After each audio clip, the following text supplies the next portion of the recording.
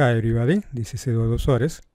This video is part 3 of a series of videos dedicated to iRPickTool with the pre-grouping add-on option package. In this video, we're going to continue with the configuration of iRPickTool. On the previous video, we started setting up iRPickTool. On the preview, we created all the objects that we're going to need for the application.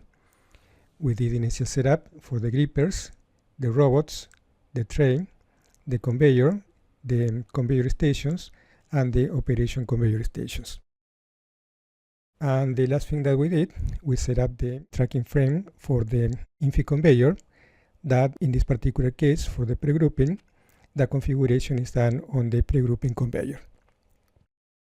You're going to notice that I made some changes to the diagram to make it more accurate. And the next thing that we're going to do, since we have already set the infeed tracking frame, we're going to configure the vision calibration and the vision process. We're going to go back to the work cell, and we're going to start by adding the camera. We're going to select sensor units. We're going to select add vision sensor unit, and we're going to select add to the camera and CAD library. Over here, we're going to select the camera black and white, and the camera is added to the work cell. We're going to select the sensor unit 1. We're going to right click. We're going to go to properties. We're going to change the location,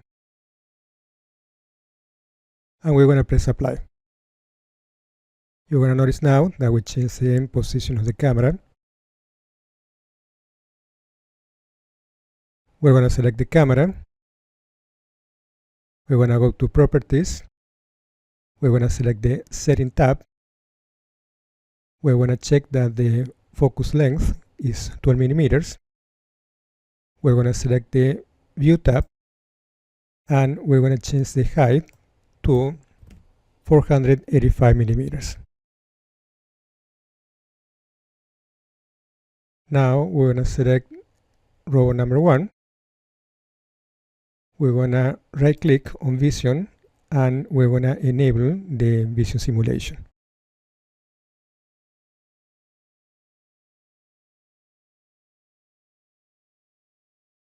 Once the vision simulation is enabled, we're going to select vision again. We're going to go to properties. On the general tab, we're going to select port 1. And for devices, we're going to select the camera 1. So now we have the camera connected to robot controller number 1. The next thing that we're going to do, we're going to select robot 1. We're going to select robot, and we're going to go to Internet Explorer. On the robot homepage, we're going to select our vision, and we're going to select vision setup.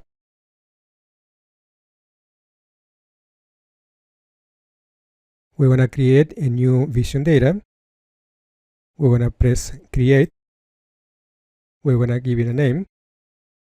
We're going to call it camera 1, and we're going to press OK. We're going to select the camera data. We're going to press edit. We're going to select advanced mode. And on the camera setup, we're going to select the camera.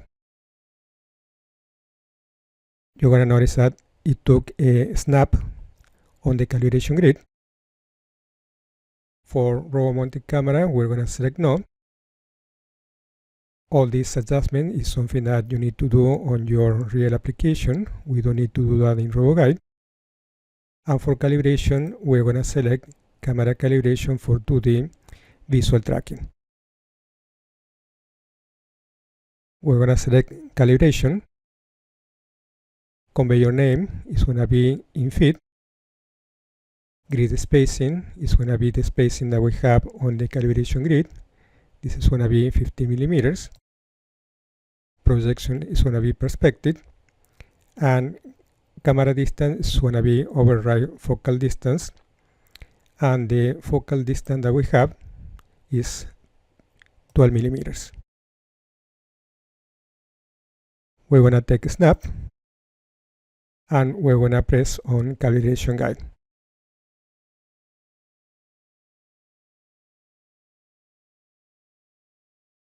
We're going to adjust the control points to include the points that we have on the calibration grid. We don't need to include all the points, but the more than include is going to be better.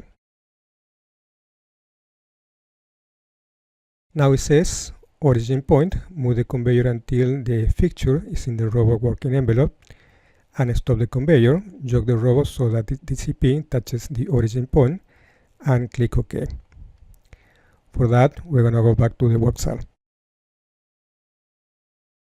Still, we have robot 1 selected. We're going to make sure that the tool frame that we're using is tool number 9. We're going to select the conveyor over here. We're going to make sure that we have the calibration grid on the infeed conveyor. We're going to make the work envelope visible. And we're going to jog the conveyor until the calibration grid is approximately on the center of the work envelope for robot number 1.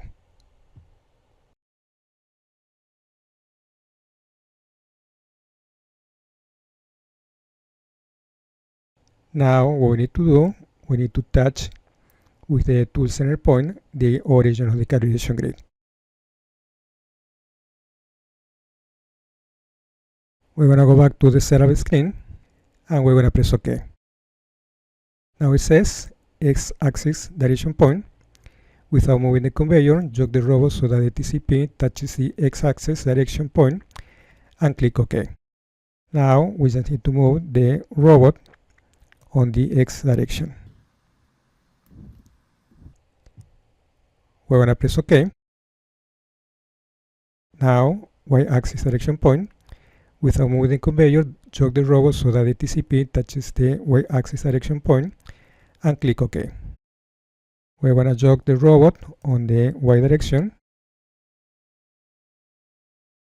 and we're going to press OK. It says again, calculated standoff distance is 487 millimeters. We're going to press OK. The calibration data was calculated, the calibration guide has completed. And now we have a green check mark on the calibration points and the calibration result. We can go to each one of these and we can review the data. And we're going to select the calibration result. And you're going to see here the position of the calibration grid relative to the tracking frame. We can verify this data. If we go back to the work cell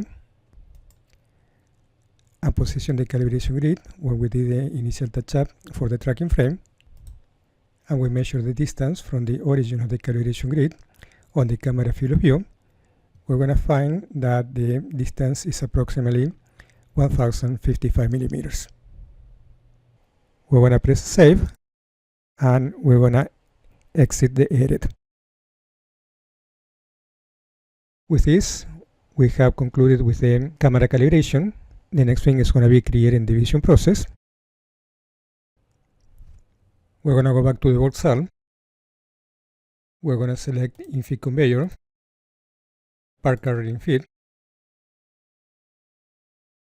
We're going to select the parts tab. We're going to make the calibration grid invisible. And we're going to make the battery visible.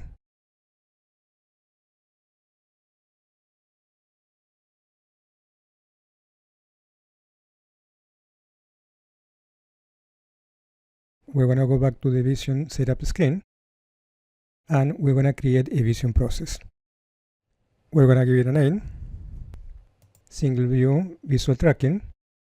We're going to select the vision process as 2D single view visual tracking and we're going to press OK. We're going to press edit on the parent tool for the to the single view visual tracking. We're going to select the camera. This is going to be camera 1. Notice that it took a snap. This is the part that we're looking at on the camera. We're going to select the snap tool. Over here, if you want to make any changes, probably on your real system you need to do that. If you find that the timing for the processing the image is too high, you can reduce the resolution over here. We're not going to make any changes for now. We're going to select the GPM locator tool number 1. We're going to take a snap and we're going to teach the GPM. We're going to position the control points. We're going to press OK. And this is what is finding. We're going to set the origin.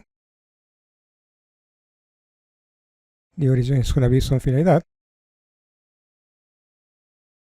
We are not going to train any mask for now, and we're going to train the emphasis area.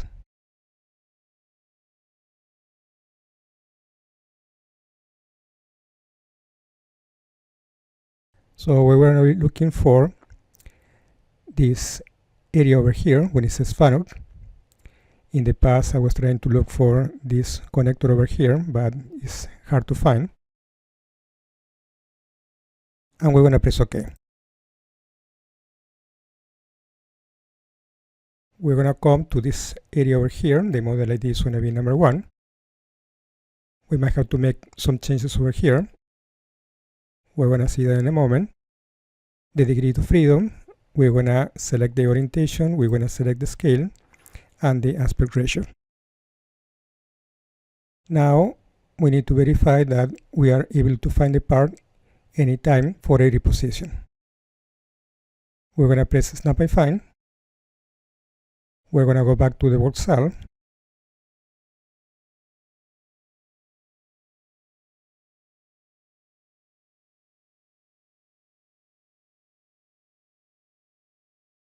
We're going to change the location and the orientation of the part.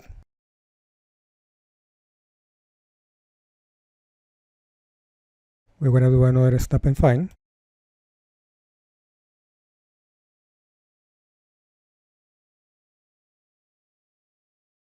And we're going to do the same on the other side.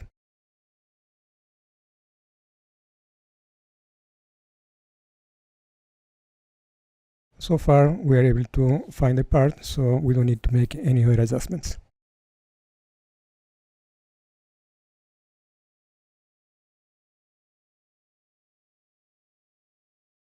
We're going to select the offset data calculation tool. We need to set the Z height. This is going to be 17.5 millimeters. We're going to press Find again. We're going to press Snap and Find. And we're going to set the reference position. It says trigger has been set. Please teach a handle point for robots with handled parts. We're going to press OK. So now we can set the data and we can exit the edit. Notice that this value is very similar to the position of the calibration grid relative to the tracking frame.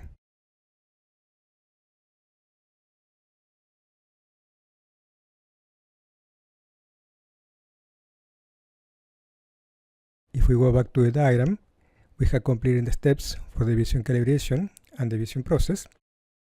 The next step that we can do is setting up the tray position. For that, we need to have completed the steps for setting the reference cell on the tray, setting the infeed conveyor tracking frame, and setting the vision. We're going to go back to the iRPickTool setup screen, and now we're going to set the tray position. For that, we need to undo some of the settings. We're going to select the pre-grouping, and we're going to uncheck the pre-grouping used. We're going to select the infeed conveyor. On tray, We're going to select tray number 1. We're going to select the sensor 1. Controller is going to be robot 1. Trigger condition is going to be distance. Trigger action is going to be find part revision. And now we need to set the trigger distance. We're going to go to the work cell and we're going to measure the distance that we have on the field of view for the camera. This is going to be 220 millimeters. To this, we need to subtract the length of the part. That's going to be 26.5 millimeters. And that value, we need to divide it by 2. So roughly it's going to give us 96 millimeters. So here, we're going to put 96 millimeters. The vision process is going to be the single view visual tracking. And the tray position is not already trained. And the referring position is not trained either. We're going to select set tray position. This is going to be a guide that has 3 parts. It says, please put the target in the field of view. Press find when ready. We have the part already on the field of view. We're going to press find. It found the position of the part. We're going to press next. For the second part, it says, please jog this robot so that the TCP comes to the tray frame origin. Press record when ready. What we need to do now, we need to jog the conveyor and put the part inside the working envelope for the robot, and we're going to teach the part with the TCP.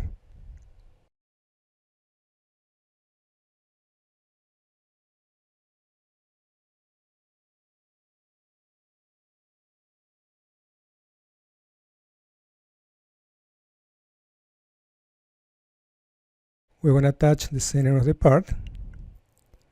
This is a part located on cell number 1.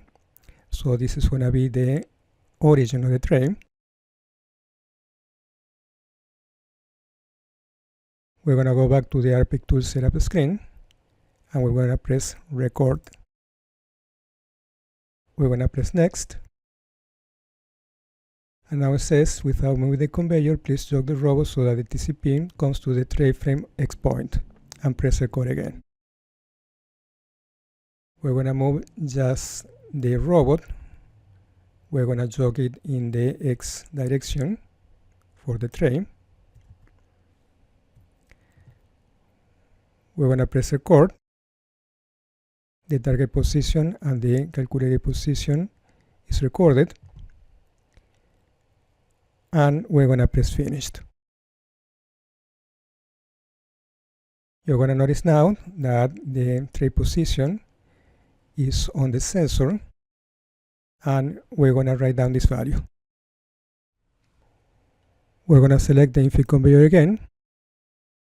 We're going to remove the tray from here. We're going to select the pre-grouping conveyor, and we're going to check again the pre-grouping used. We need to redo this part again. We're going to select the infeed conveyor. It's going to be infeed. Virtual tray is going to be tray 1. Part type is going to be rectangle.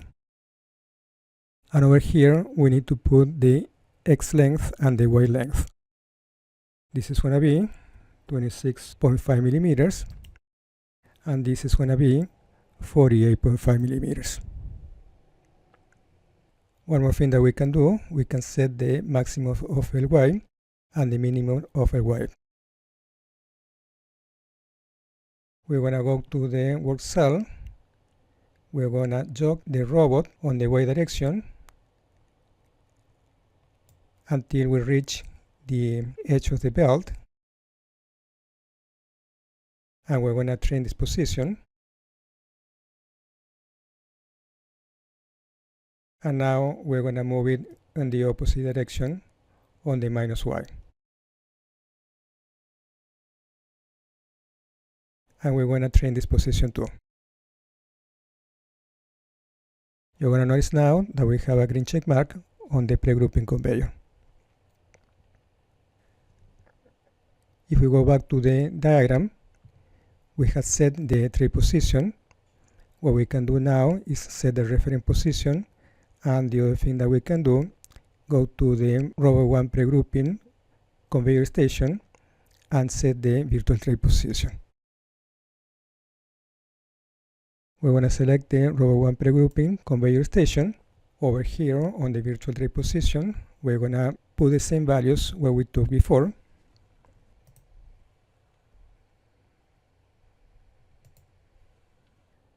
For the generation line, there is a formula, and it's going to be half the diagonal of the part. That in our case, it's going to be 27.63 millimeters. For the same line, we can use the same value.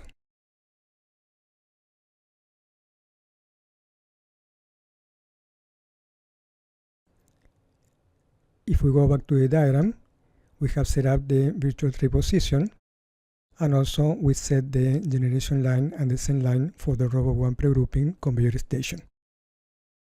The next thing that we can do is setting the reference position, but for that we need to change the user tool to user tool number 1. So instead of that, we're going to skip this step for now, and we're going to set the tracking frame on the outfit conveyor. We're going to go back to the iRPickTool setup screen. Right now we are logged to Robot 1, and we're going to log out. We're going to go to the work cell, and we're going to select Robot number 2, and we're going to open the Internet Explorer from Robot number 2. We're going to select the iRPickTool work cell setup. We're going to press OK, and we're going to select the outfit conveyor. We're going to check in here that the tracking type is line, and the model ID is number 2, and we're going to press set tracking frame. It says place a target to touch on the conveyor, and press next. We're going to go back to the work cell.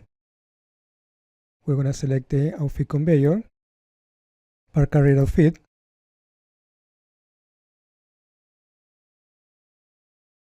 we're going to select the parts tab, and we're going to put the calibration grid.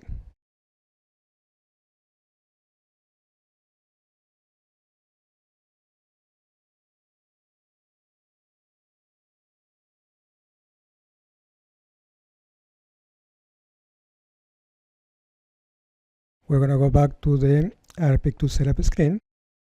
We have already the target on the conveyor. We're going to press next. And now we need to move the conveyor until the target is in the working envelope of the robot. We're going to make the working envelope visible. We're going to select the outfit conveyor.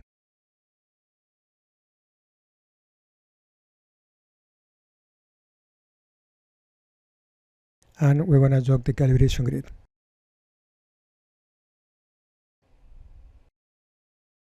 We're going to touch center of the calibration grid.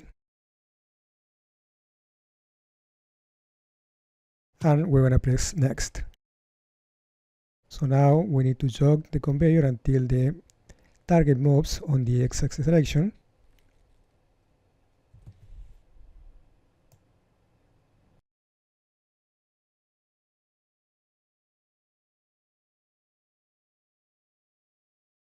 We're going to touch the center of the calibration grid again. And we're going to press next. Now, without moving the conveyor, jog the robot over the left side of the conveyor flow direction as much as possible and press next. So now we need to move the robot toward the left of the conveyor. It's going to be on this direction.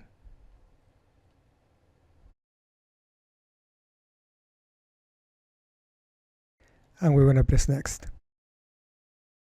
So now the conveyor station, robot 2 outfit, the tracking frame, and the encoder scale have been set up. Press next.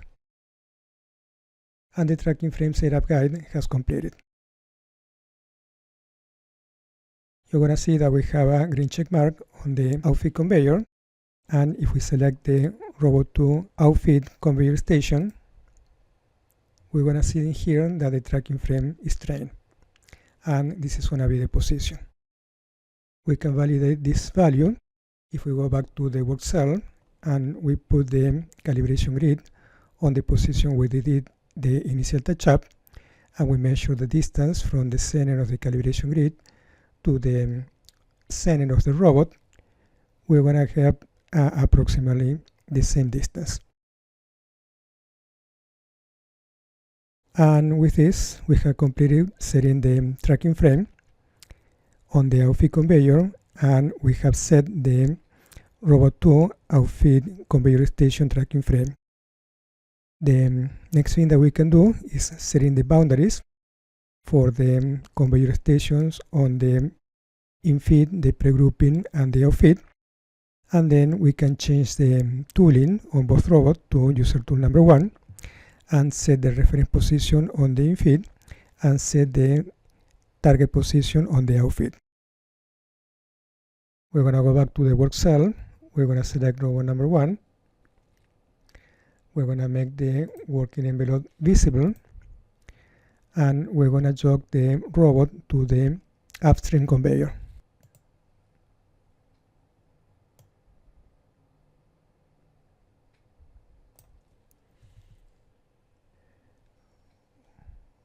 We're going to select the infeed conveyor, robot 1 infeed conveyor station,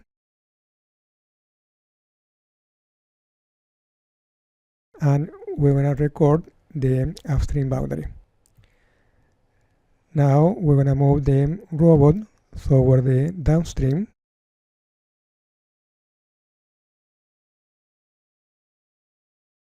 and we're going to record the downstream boundary. Notice now that we have a green check mark on the robot 1 infeed conveyor station and also in the robot 1 pre-grouping conveyor station. We're going to select the robot 2 pre-grouping conveyor station, and we're going to do the same. We're going to select robot 2. We're going to jog it toward the upstream position, and we're going to press record. Now we're going to move it toward the downstream position,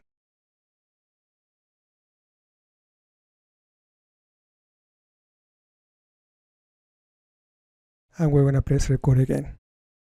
Notice now that we have a green check mark. And we always can go back to this position and reteach it again if we need it. So now we're going to select the outfit conveyor, robot 2 outfit conveyor station. This is a counterflow outfit conveyor, so the upstream position is going to be over here.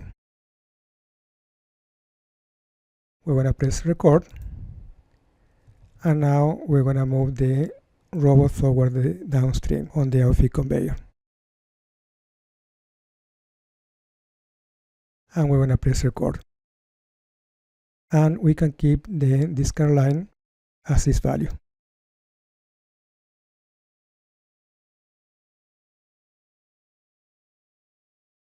We have a green check mark on the robot 2 outfit conveyor station. And the next thing that we can do is go back to our diagram and set the reference position on the infeed and set the target position on the outfit. For that, we need to change the tooling on the robots to user tool number 1. I'm going to conclude with this part of the video here. I'm going to leave setting the reference position and the target position for the next video. And later, after we teach the robot position, we're going to be able to run and test the application. This is all for now, and thank you for watching.